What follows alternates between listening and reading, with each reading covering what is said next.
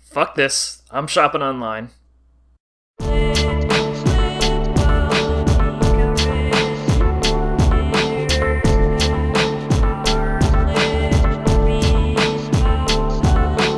Hello, Internet. This is Olin from What I'm Listening To.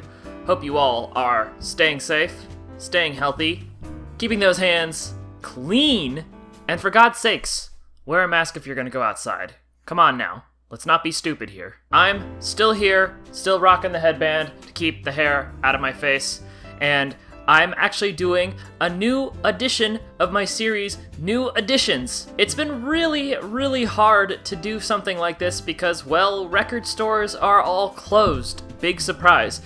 But you can still shop online. And so for today, I have a bunch of new editions from this here box because I can't seem to find the New Editions lunchbox. I don't know where it is. But I have a bunch of new editions in this here box that I am very excited to talk about. I've been keeping them all sealed up, plastic wrapped. They're all brand spanking new so I could film this video. So now that I have them all here, let's jump right into it. The first CD from the box here, put that down there. I have Parquet Court's Wide Awake. Parquet Court has quickly become one of my favorite newer punk bands. I first listened to their album Human Performance roughly at the time it came out, and have since then been collecting albums by them whenever I can find them. This album came out, I want to say, a year or two ago, and upon its release got a ton of good reception. I kind of slept on getting my hands on this. Not really sure why, I guess I just never really got around to checking it out. But now that we're in quarantine and I've been itching to listen to whatever new music I can find, I finally got around to checking out the album, and hearing just a couple of the tracks off of it, I decided to get the CD. I haven't listened to the entire album, but the two tracks I have heard I've really enjoyed. They're kind of different sounding from their earlier material. Their early work is much more straightforward, noisy art punk. This stuff is much more experimental, kind of funky at times, but still heavily rooted in that punk sound. They remind me so much of the Talking Heads. The Talking Heads started off doing kind of straightforward art punk, and over time they gradually started experimenting with their sound. But really, I feel like you can't go wrong with anything by this band. Everything they've done has been excellent, and this album I'm sure will be just as good. I've learned how not to miss the age of tenderness that I am so lucky to have seen once. And now that I've become older, I've learned how to brush over my history and how it's sequenced. The next album I have for you today, I have the Arctic Monkeys' Humbug. Yet another album I have not listened to. In our collection, my girlfriend and I collectively have all of the Arctic Monkeys albums, with the exception of the newest one that came out and this one. And we even had a moment where we thought the other person owned a copy of this album, and upon discovering that neither one of us had it, I decided to fix that and get a copy. From what I understand about this is kind of the band's polarizing album. Their first two records are much more fast-paced, garage punk oriented. This one, they completely ditched the fast-paced stuff in favor of like a psychedelic desert rock sound. It also helps that Josh Homme of Queens of the Stone Age decided to produce this record, which appeals to me even more. I'm a fan of the Arctic Monkeys. I really like what they've been doing, the punk stuff, the mellow stuff, what have you. I honestly think I will enjoy this record, especially since I am a fan of Josh Homme and I am a fan of psychedelic and desert rock. This should be an interesting listen. The next time that I caught my own reflection, it was on its way to meet you, thinking of excuses to postpone. You never looked like yourself from the side, but your profile could not hide the fact you knew I was approaching your throne. The next album I have for you today, I have Alvvays' debut album, Alvvays. This is a band that I've known about for a couple years now. A good friend of mine introduced the song Archie Marry Me to me, and ever since then, I've been in love with them. Since discovering this band, I've purchased this album digitally, and we even bought their second album on CD, but it hasn't been until now that I got a physical copy of this one. After revisiting this for the first time in what seemed like a couple years, I determined that I need to get this on CD.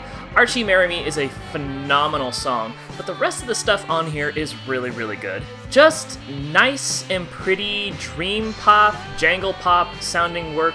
It's just good mellow stuff to put on. Once I'm finished listening to this album again, I'm gonna go check out their second album because I've barely touched that one, so I'm sure it'll be just as good, but until then, I'll be listening to this one a couple more times.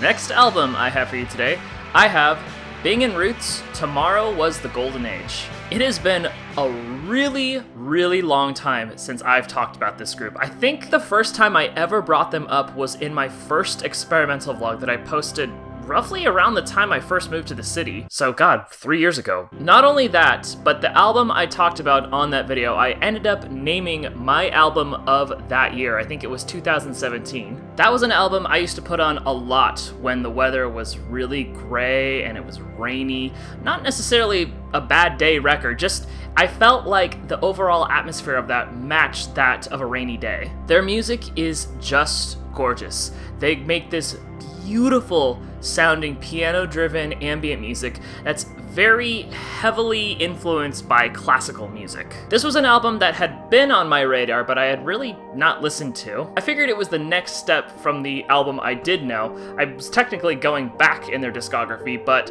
I wanted more of their stuff, and this was the next step. I will probably end up saving this one until it actually starts raining again. Doubt that's gonna happen anytime soon because the weather has been incredibly beautiful out. But until then, I will save it for a rainy day. I'm sure it'll be just as good as that last record. Looking forward to listening to it.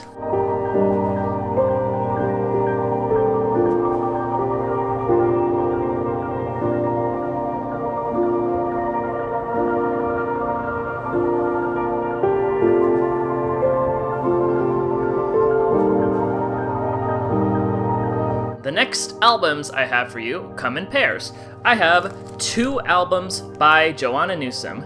Joanna Newsom took a while for me to actually get into. I don't know exactly what it was, whether it was the fact that she played harp, whether it was her voice, I don't know. There was something that was kind of preventing me from looking into her. It wasn't until I discovered the works of Van Dyke Parks that made me go listen to her album Ease. On Ease, she actually collaborated with Van Dyke to do the orchestral arrangements with it.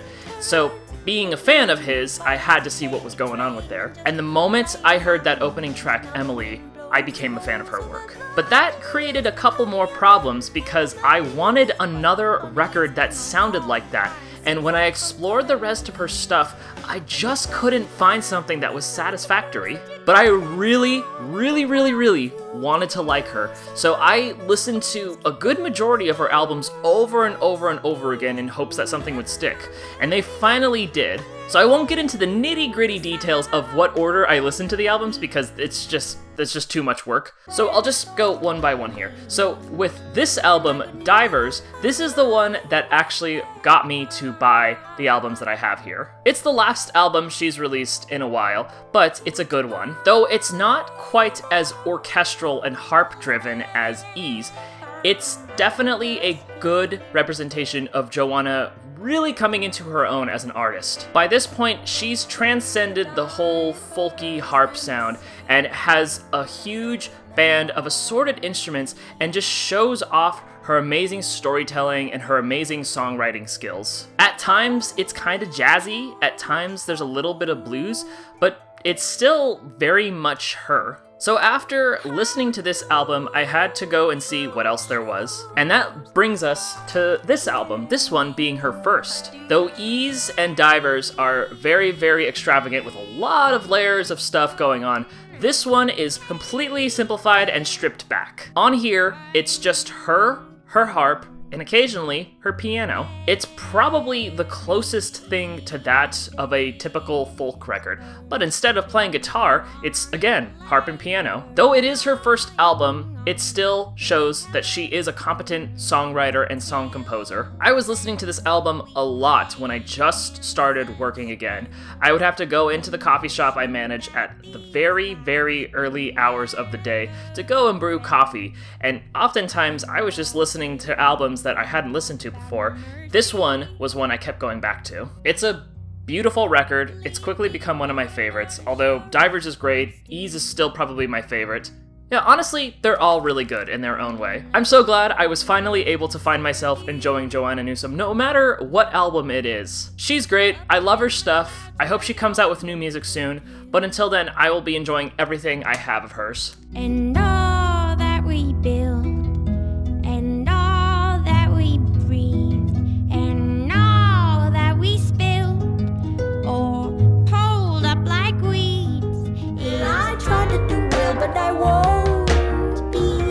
Will you tell the one that I love to remember and hold me?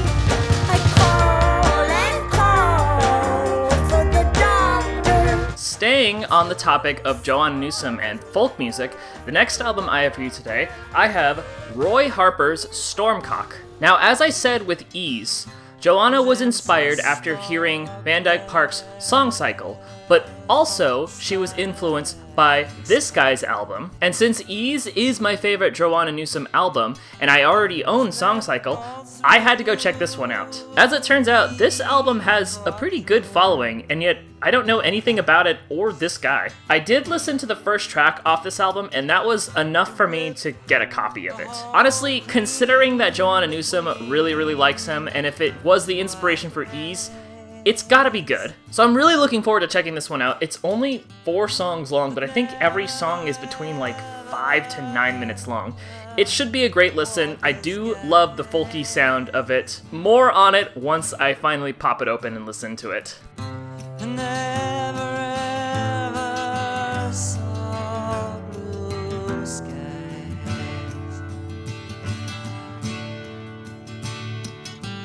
who quickly lived, now slowly dies.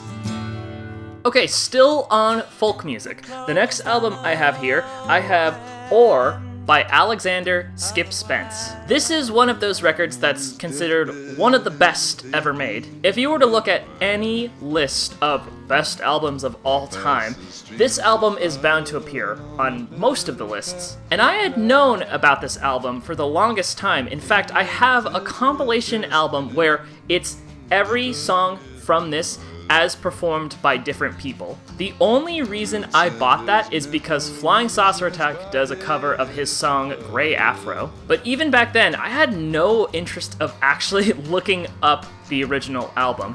It wasn't until just recently when the coffee shop I work at reopened, and while my higher-ups were kind of setting everything up and making sure things were going smoothly, one of them put on the Skip Spence radio on our Pandora, and every single song it played by him, I was loving. A song would come on, and I would love it, and I'd rush over and I'd look it up to see who it was. It would be a song from this album, and after doing that about 3 or 4 times, I determined, I'm buying this album now. Something about the mellow and somber folky sound was just kind of perfect for the overall atmosphere of what we were doing. So now, I'm a fan. It really goes to show how albums can just finally hit you at the right time. Even years ago, if you're not interested in something, it might come back in your life and suddenly you're a fan of it. So, happy to own this record. This is fantastic, great, great folk music. Little hands clapping, children are chattering, little love's loving, all of the boys and girls. Children are singing, who's that they're bringing? Freedom is swinging,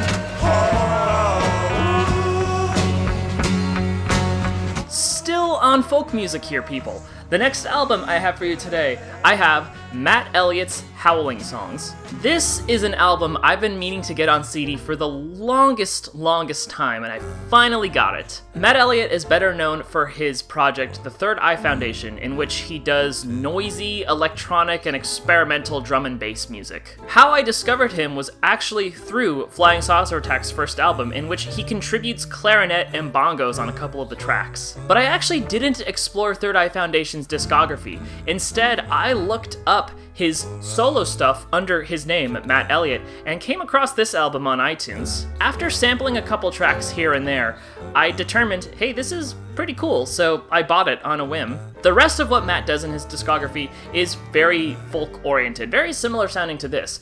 This album, I think, is a nice balance between the folk stuff and the experimental stuff he does. He'll have these long songs where he's singing, he's strumming his guitar, and then the next thing you know, it explodes into this loud wall of noise, chaos, ultimately dying down, going back into the folk. I highly recommend checking out really anything that Matt does, but if you are a fan of dark folk music, this is an album you should definitely check out.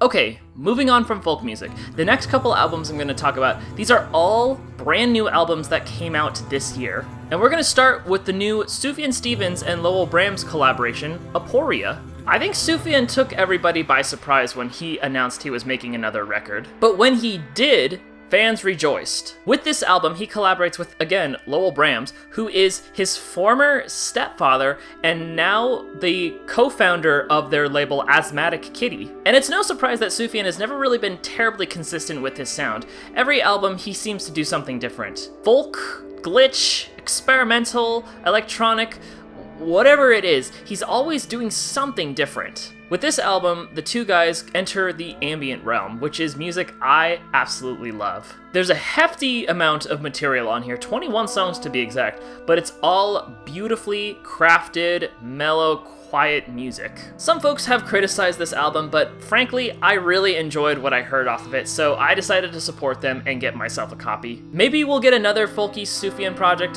who knows, but until then, I will be enjoying this record.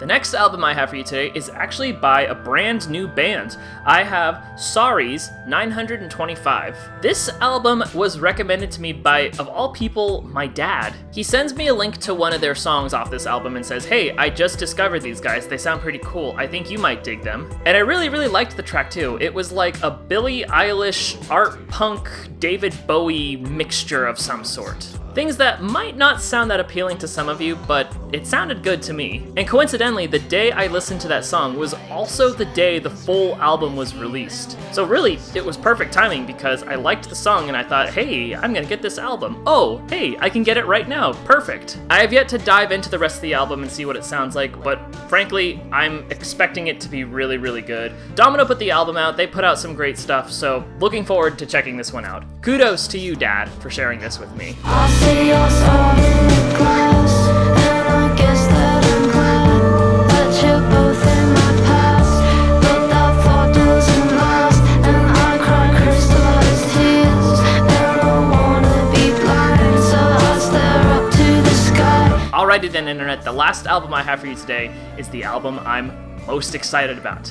I have the collaboration of Daniel Avery and Alessandro Cortini. We are only about 5 months into 2020, but this album is so far my album of the year. It's not every day that an ambient album grabs me enough to where I just keep going back to it, but this album did just that. Both of these guys on their own do amazing amazing work. And I actually discovered Daniel Avery kind of on accident. I was browsing through the electronica section, I think in 2017, 2018, and saw his newest album and just grabbed it because I really liked the cover. It reminded me a lot of Boards of Canada, just this kind of trippy IDM sounding music. Alessandro's music was actually a recommendation by my friend Ben. He's put out a couple solo albums which all sound fantastic, but he's also a member of Nine Inch Nails live band. So to have two giants come together to make an ambient record, it had to be good. I listened to the first track that was available when the album was still in preview mode, and I really liked it. But when the full album came out and I listened to it in its entirety, I didn't expect it to be as good as it was. If you're a fan of either of these guys, of electronica music, of experimental ambient drone, whatever, you need to listen to this album. This one is so worth it. I love it to death. If it doesn't end up being my top album of 2020, it's up there in my list. This is amongst top 3 at the very least. We'll see what the rest of the year has to offer for us.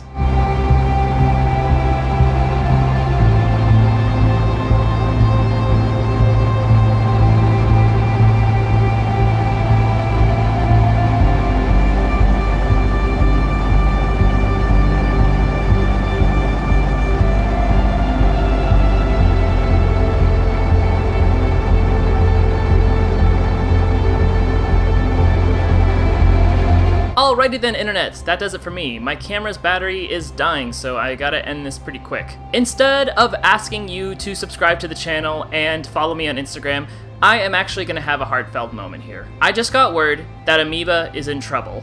Because they've been closed for, at this point, 2 months, their finances are looking a little shaky. If they aren't able to reopen and continue making money, then they're gonna have to shut down their stores, which would not only be devastating to me, but devastating to all the communities that they've served. They've since started a GoFundMe page, which you can send donations to help them out. Donations go towards keeping the business afloat as well as helping out their 400 plus employees. I myself have donated some money, but I encourage you all to do the same. If you've been impacted by Amoeba, if you live in the area and have gone to Amoeba and have joined them, I encourage you, give them something. Going to Amoeba is the reason why I make these vlogs. It's how I got started making vlogs. It's the reason why I have such a large CD collection. I would hate to see them go. They mean the world to me. I will leave a link to their GoFundMe page down below. Donate if you can, and if you can't or don't want to, at least help out your local record stores. Thank you guys all so much for watching. This is Olin from What I'm Listening To, signing out. Goodbye.